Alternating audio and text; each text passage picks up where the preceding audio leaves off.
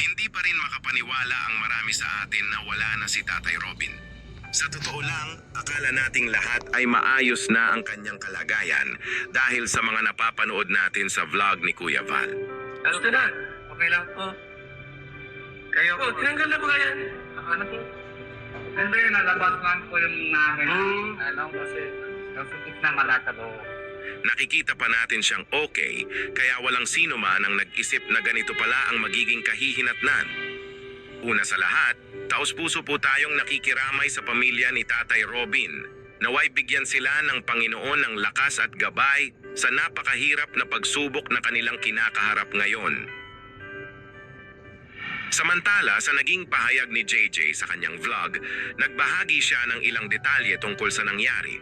Alam naman natin mga kalingap na isa siyang nurse, kaya may kaalaman siya pagdating sa kondisyon ng katawan at mga posibleng sanhi ng mga ganitong pangyayari. Ikinuwento ni JJ na kagagaling lamang niya sa ospital matapos ang operasyon ni Ate Pia. Ipinakita rin niya ang x-ray ng hita nito, kung saan makikitang malubha talaga ang naging pinsala at kinailangan itong lagyan ng stainless upang maayos ang bali. Mabuti na lamang at naging matagumpay ang operasyon. Kakauwi lang namin actually, galing sa hospital. Sakto po katapos lang ng operation ni Ate Pia. So papunta po namin doon. Gabi lang pumasok niya, nga Edna. Ano niya, yung binti niya. So talagang biyak talaga yung sa may hita.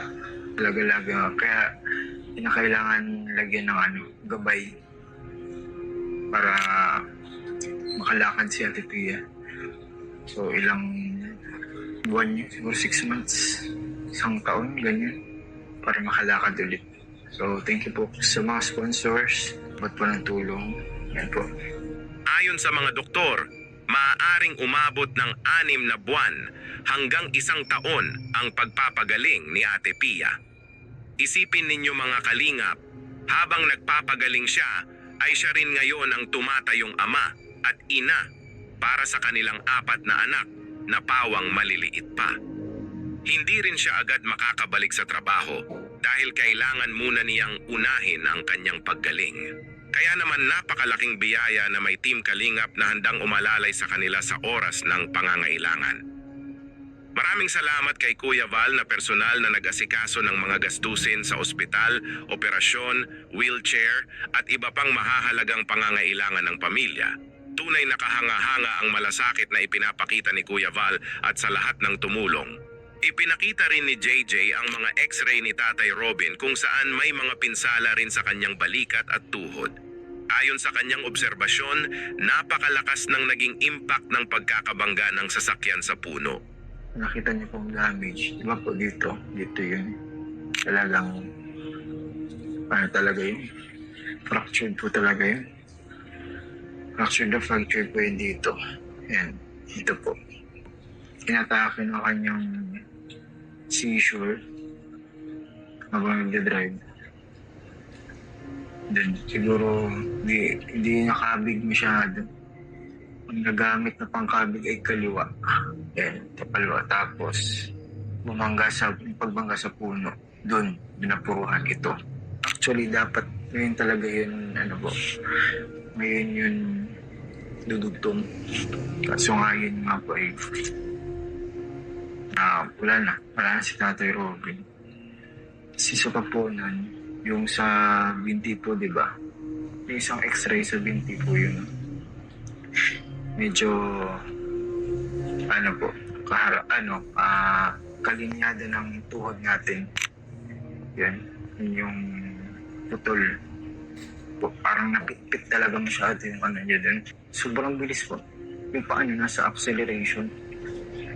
Nagbahagi rin si JJ ng isang posibilidad tungkol sa naging sanhi ng seizure ni Tatay Robin.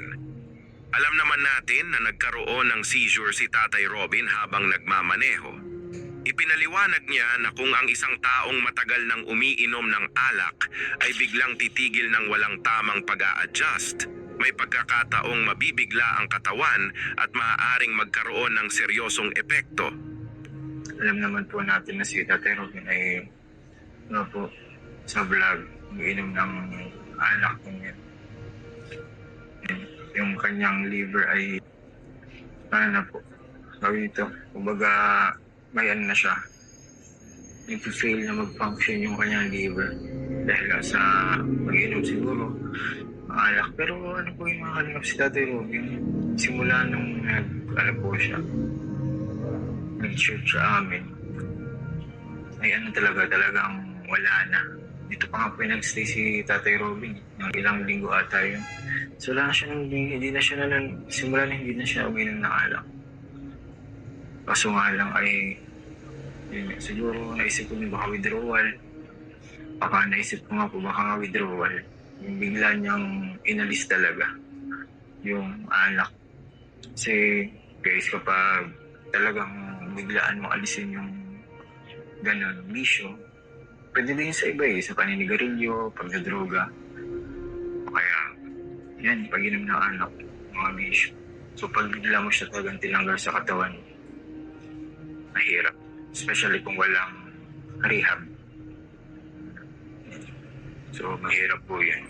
That may rehabilitation process para kahit pa paano, yung pag-alis ng bisyo, gradual, pakunti-kunti.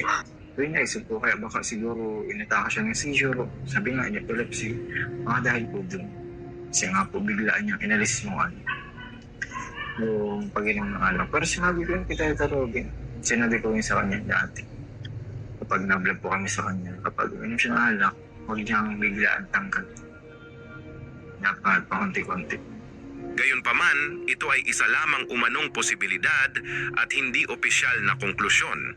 Anuman ang tunay na dahilan, isang napakalungkot na pangyayari ang naganap at isang pamilya na naman ang naiwan na humaharap sa matinding pagsubok. Kaya mga kalingap, samahan natin sila sa pamamagitan ng ating mga panalangin. Ipagdasal natin ang mabilis na paggaling ni Ate Pia. Ipagdasal natin ang 4 nilang anak na sana ay manatiling matatag sa kabila ng kanilang pinagdaanan.